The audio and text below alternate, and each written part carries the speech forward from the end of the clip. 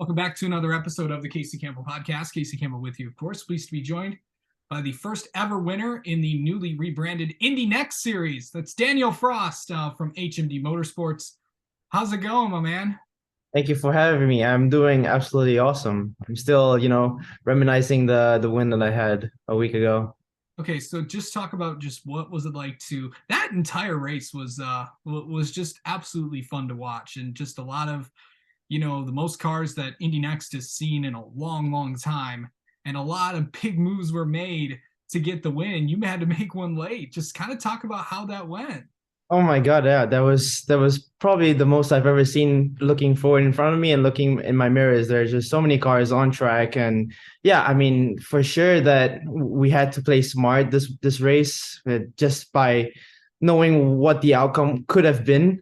And trying to keep the nose clean was probably the most important thing. And we had to try to pick our way through, but also not be too aggressive. So if anything happens, a guy chops off our nose, that's our race, right? So we had to do our absolute best and making clean moves and just working ourselves forward. It's a long race; it's 45 laps long, so that's a lot of things that could happen during out the race. A lot of things did happen during that race. So, what was it like to just get around a street circuit like St. Pete? So, I've been on that circuit for quite a while, and I do love that track. That track's like one of my favorite on the calendar. We've had pretty good results in the past few years, and yeah, I mean, it was probably nothing really too different from coming back here again. The track layout was a little different. They did change up turn 3 and turn 4. That's why I think you saw some cars getting caught out, especially in IndyCar as well. That corners has just become a lot more aggressive and faster. So you kind of you're kind of on the edge through those corners. So yeah, I mean, I would say that the track is definitely a little bit different. So the approach is slightly, you take it a bit different to how you usually do it. Yeah. To start off the season, like the win that you guys have had, I mean, it's no secret that HMD's got a lot of cars out there. I mean, there are 9 of you. But overall, to get the year started like that, what did that feel like? Because I mean, if I'm not mistaken, it's your second win in this series. It is the second win in the series, but I would say we are taking half the field, which is nice to know that we are the strongest team out there. And if we just look by pure results, 7 cars out of 9 finished in the top 10. I mean, that's pretty solid results for me. And yeah, for us to be on top in our team is very strong. And actually out of the whole field. So now we're actually and the best position that we possibly could be going into Barber. So now we have to really focus on, staying on top of our things and bringing our A game to Barber and focusing on that. By the way, you got more than a month till Barber, just so you know. This is like the longest off time for you guys all season long. So what are you doing? I know it's absolutely taking forever. I just want to get back in the car, just drive again. Thankfully, we have a test on the 5th, so it's not going to be too long of a break. But yeah, I mean, right now I'm just focusing on trying to make myself better and more on form before I get back in the car. Just by training, doing some sim work, and just networking really, just to find more opportunities that I can get before getting back there. Yeah, for sure. Um, so going into Barber, I mean, you have the points lead, so it's definitely good from that standpoint. But overall, this is the most cars this field has seen in quite a long time. So what's that going to be like all season long? Dealing with that. Yeah, I mean, there's gonna be a lot of people. There are a lot of good drivers on the field. I mean, if we just look at the qualifying from St. Pete, from first to 19th was 8 tenths of a difference. That's absurd, like how tight the field is this year. So you're definitely gonna see that throughout the season. There's gonna be cars that's gonna be jumping around in grid positions, just because of how close and competitive the field is. And I think the racing is gonna be really good.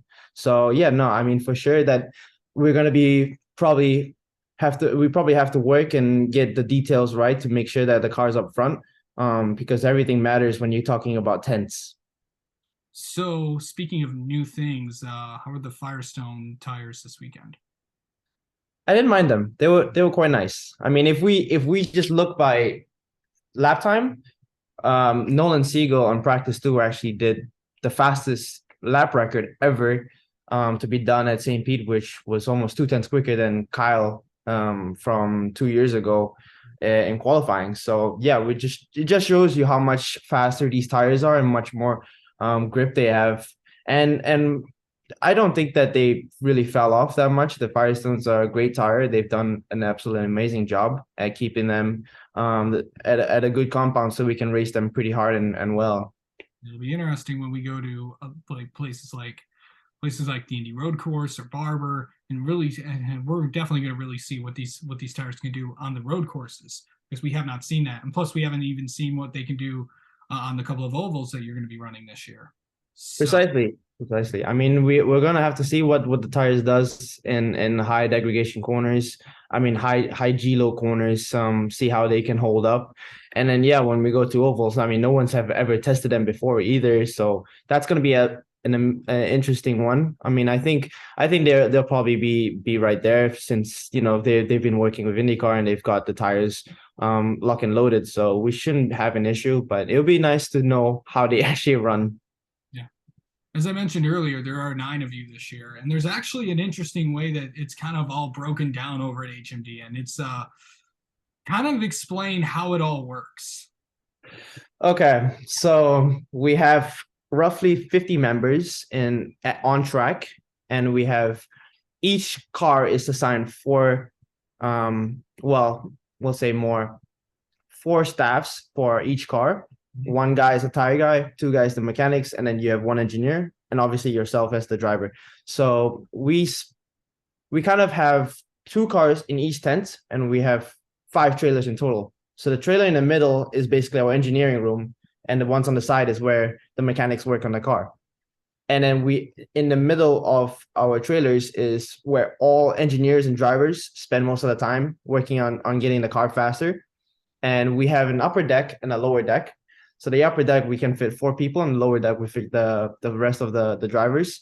And yeah, I mean, it's so far it seems like we're under control, and obviously by showing the results that we had at St. Pete, the team has done an amazing job from all winter working really hard to get the cars and team ready for this season.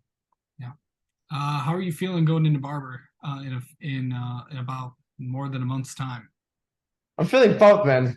I want to get back in that car so bad. I mean, it's just so fun when everything's going right, and I'm just enjoying the racing. It's so pure and it's just fun. I mean, yeah, I love the competitiveness and yeah, just going as fast as you possibly can around the racetrack. That's just, I know, it's just me. Yeah, for sure. It should be good when we when Indy next heads back to Barber. But Right. Daniel Frost, thank you so much for coming on and talking with us. Congrats on the win at St. Pete, and we'll hopefully talk with you later on in the year. Thank you so much. I hope so too.